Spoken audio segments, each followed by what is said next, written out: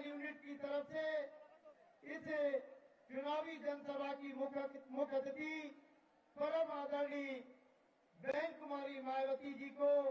Bahujan Samaj party का चुनाव सप्रेम भेंट कर उनका सम्मान करेंगे।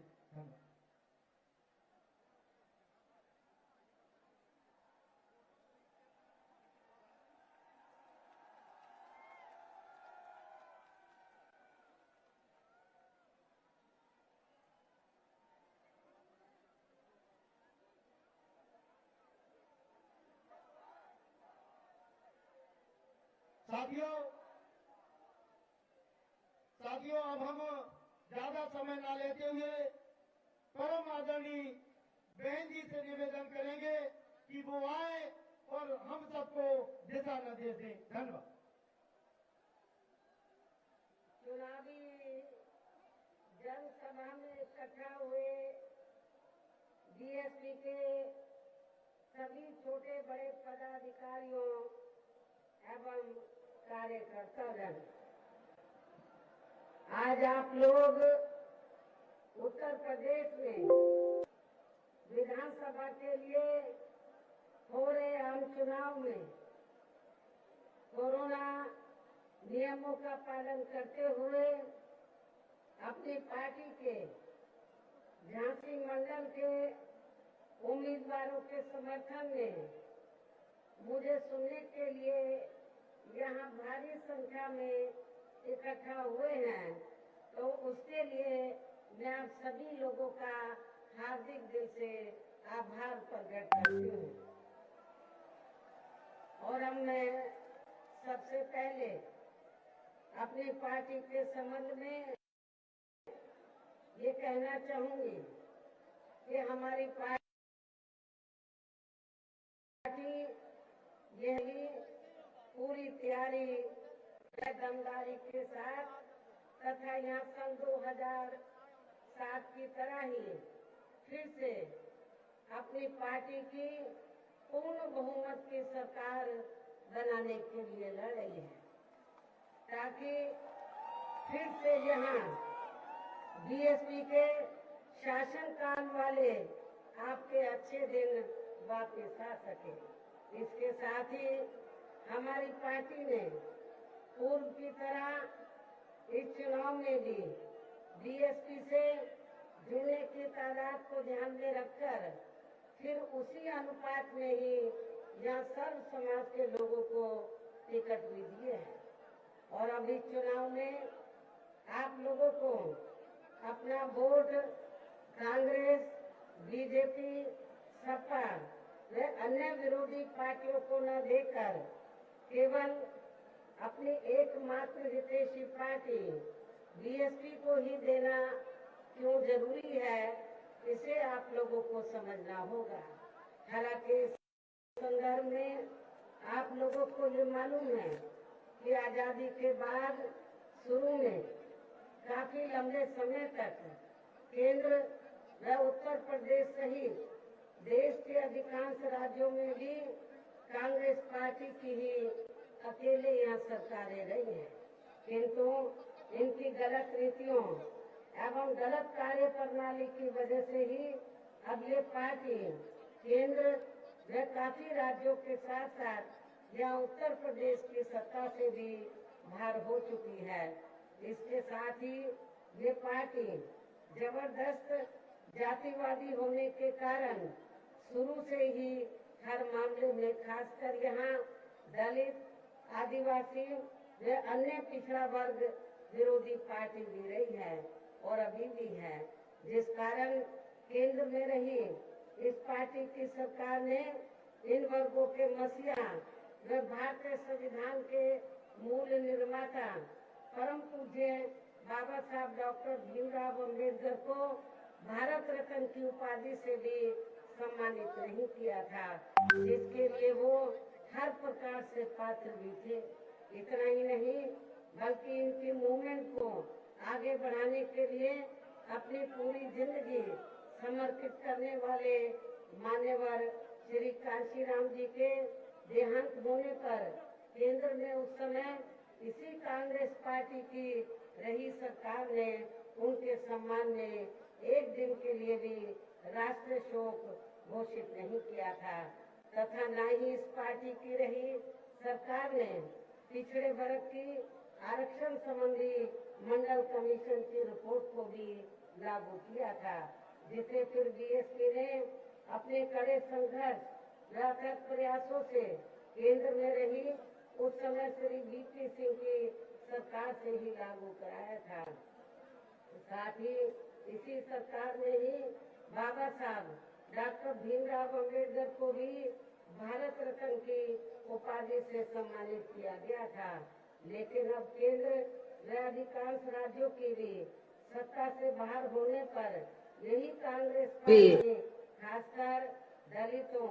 आदिवासियों व अन्य पिछड़े वर्गों के वोटों की खातिर आए दिन किस्म किस्म की नाटकबाजी करती रहती है, जबकि इन वर्गों के व अन्य और मामलों में भी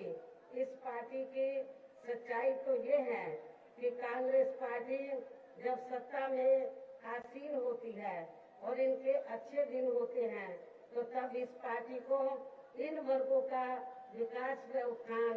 आदि याद नहीं आता है तथा न ही इनको महिलाओं की भी भागीदारी याद आती है। इतना ही नहीं बल्कि इस पार्टी के बाद खासकर यहाँ सपा व बीजेपी आदि की बनी सरकार में भी यूपी की जनता अधिकांश मामलों में काफी ज्यादा दुखी रही है। सपा की सरकार में तो ज्यादातर यहाँ गुंडों, बदमाशों, माफियाओं, अराजक तत्वों व सरेआम लूट खसोट करने एवं दंगे फसाद आदि कराने वालों का ही राज रहा है, जिसकी खास वजह से ही इस सरकार में हमेशा यहाँ तनाव की स्थिति बनी रही है। प्रदेश में विकास के कार्य भी ज्यादातर यहाँ एक विशेष क्षेत्र व एक समुदाय के लोगों तक ही सीमित होकर रह गए हैं। खासकर दलितों व अति पिछड़े वर्गों तथा इनके संतों, गुरुओं व महापुरुषों आदि के साथ तो हर स्तर पर अधिकांश समय सपा सरकार का सोतेला रवैया ही देखने के लिए मिला है, जिसकी जानकारी आप लोगों को भी है। उन्हें मैं यहाँ फिर से दोहराना नहीं चाहती हूँ। इसी प्रकार भारतीय जनता पार्टी की सरकार की भी नीतियाँ व कार्यशैली अधिकांश यहाँ जातिवादी, पूंजीवादी एवं आरएसएस के संकीर्ण एजेंडे को ही लागू करने पर टिकी रही हैं, जिससे प्रभावित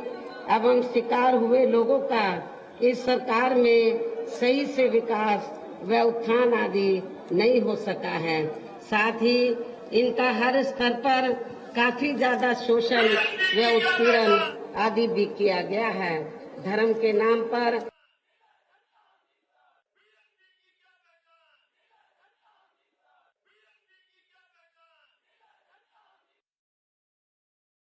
अकलियत व महिलाएं आदि भी इस सरकार में कतई भी सुरक्षित नहीं रही हैं, लेकिन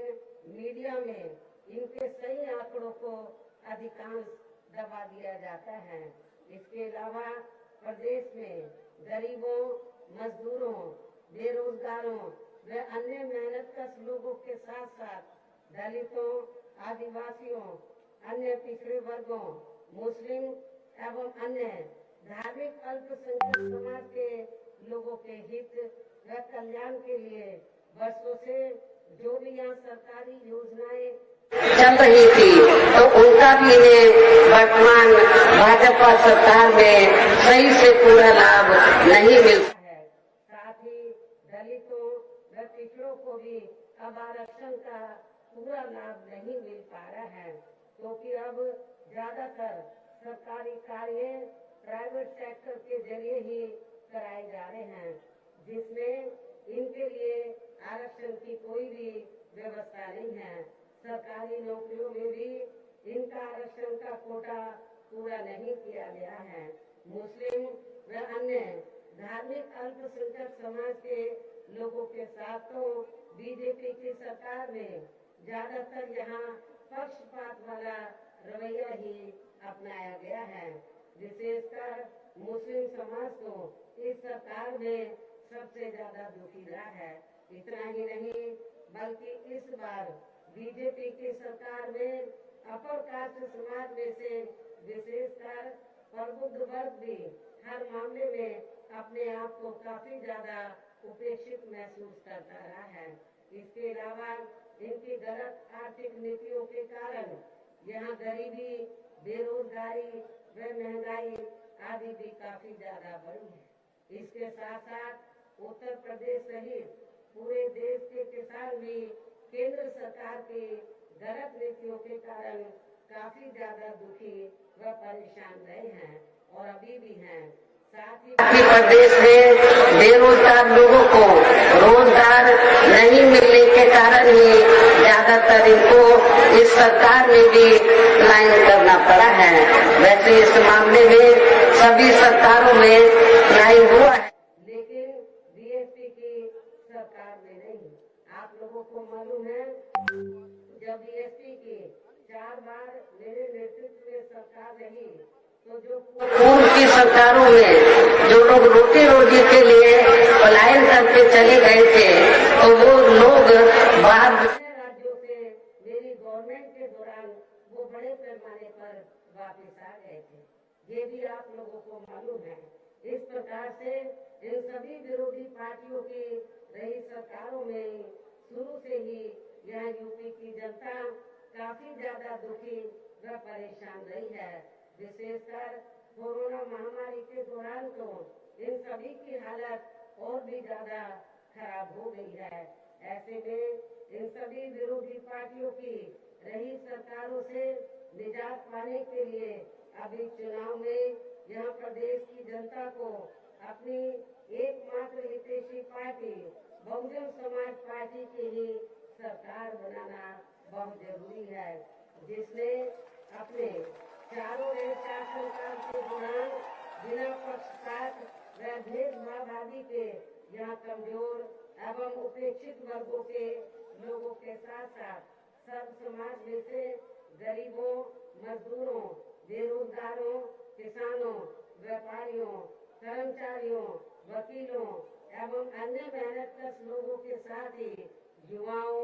छात्रों, महिलाओं व बुजुर्गों आदि के भी विकास एवं उत्थान के लिए अनेकों ऐतिहासिक व महत्वपूर्ण कार्य किए हैं और इस बार सरकार बनने पर वो सभी कार्य फिर से शुरू किए जाएंगे। इसके अलावा बीएसपी की रही सरकार में ही दलित एवं अन्य पिछड़े वर्गों में जन्मे अपने महान संतों, गुरुओं व महापुरुषों आदि को भी विभिन्न रूपों में पूरा आदर सम्मान दिया गया है और आगे भी इनके सम्मान में कोई कमी नहीं छोड़ी जाएगी। प्रदेश में विशेषकर गरीबी एवं बेरोजगारी आदि को दूर करने के लिए इस बार भी जरूरी कदम उठाए जाएंगे और मैं झांसी मंडल के लोगों को ये विश्वास दिलाना चाहती हूँ कि जब मेरी इस बार सरकार बनेगी तो मेरी पूर्व की सरकार की तरह यहाँ पर जो बेरोजगार नवयुवक हैं उनको रोटी रोजी के साधन जरूर उपलब्ध कराए जाएंगे। इसके साथ ही किसानों को भी किसी भी मामले में निराश नहीं होने दिया जाएगा। आपके झांसी मंडल में जो किसानों की विकट समस्याएं हैं तो उनको भी जरूर दूर किया जाएगा। इसके अलावा आपके झांसी मंडल की जो भी यहाँ अन्य स्थान में समस्याएं होंगी तो उन्हें भी दूर करने का पूरा प्रयास किया जाएगा। इसके साथ साथ केंद्र व यूपी सरकार के भी विवादित नियमों व कानूनों को यहाँ लागू नहीं होने दिया जाएगा। इसके साथ ही बीएसपी की सरकार बनने पर यहाँ बीजेपी व सपा आदि के शासनकाल की तरह कानून व्यवस्था को किसी भी कीमत पर खराब व लचर नहीं होने दिया जाएगा तथा हर स्तर पर यह कानून द्वारा कानून का राज कायम किया जाएगा। जाति व धर्म के आधार पर यहाँ लोगों का किसी भी प्रकार से शोषण या उत्पीड़न आदि नहीं होने दिया जाएगा, जैसा कि वर्तमान में भारतीय जनता पार्टी की सरकार में हो रहा है। खासकर कानून व्यवस्था को बेहतरीन बनाने के लिए विशेष अभियान के तहत व दलगत राजनीति से ऊपर उठकर यह गुंडों, बदमाशों, माफियाओं व अन्य आपराधिक एवं अराजक तत्वों को भी जेल की सलाखों के अंदर ही भेजा जाएगा, जहां मेरी सरकार में इनकी जेल के बाहर नहीं बल्कि जेल के अंदर ही सही जगह होती है। इतना ही नहीं बल्कि वर्तमान भाजपा सरकार ने जाति, धर्म व राजनीतिक द्वेष की भावना के तहत जिन लोगों को खासकर धरना प्रदर्शन आदि के नाम पर जबरदस्ती गलत धाराओं में फंसा के उन पर अनेकों केस चलाए हुए हैं, तो उन मामलों की भी सही से जांच करा के उनके केस भी खत्म किए जाएंगे। इसके अलावा प्रदेश में खासकर शिक्षा के क्षेत्र में व अन्य और विभागों के भी कर्मचारी जो आए दिन अपनी मांगों को लेकर धरना प्रदर्शन एवं हड़ताल आदि करते रहते हैं, तो उन सभी मामलों को निपटाने के लिए एक आयोग का गठन किया जाएगा और उनकी सही मांगों को मान लिया जाएगा, जिसमें कर्मचारियों की पुरानी पेंशन योजना को भी लागू करने का मामला शामिल है। इसके साथ साथ मैंने पार्टी के विभिन्न कार्यक्रमों के दौरान सब जन हिताय व सब जन सुखाय को लेकर जो भी कार्य करने के लिए कहा है, तो उन पर भी जरूर अमल किया जाएगा। लेकिन ये सभी कार्य करने के लिए इस चुनाव में यहाँ बीएसपी को सत्ता में लाना बहुत जरूरी है, जिसके लिए अपनी पार्टी के लोगों को वोट पड़ने तक यहाँ सभी विरोधी पार्टियों के साम, दाम, दंड भेद आदि हथकंडों से भी जरूर सावधान रहना है। और इस मामले में विरोधी पार्टियां चुनाव होने से कुछ समय पहले व चुनाव के दौरान भी अपने अपने पक्ष में हवा बनाने के लिए खासकर मीडिया व ओपिनियन पोल एवं सर्वे आदि का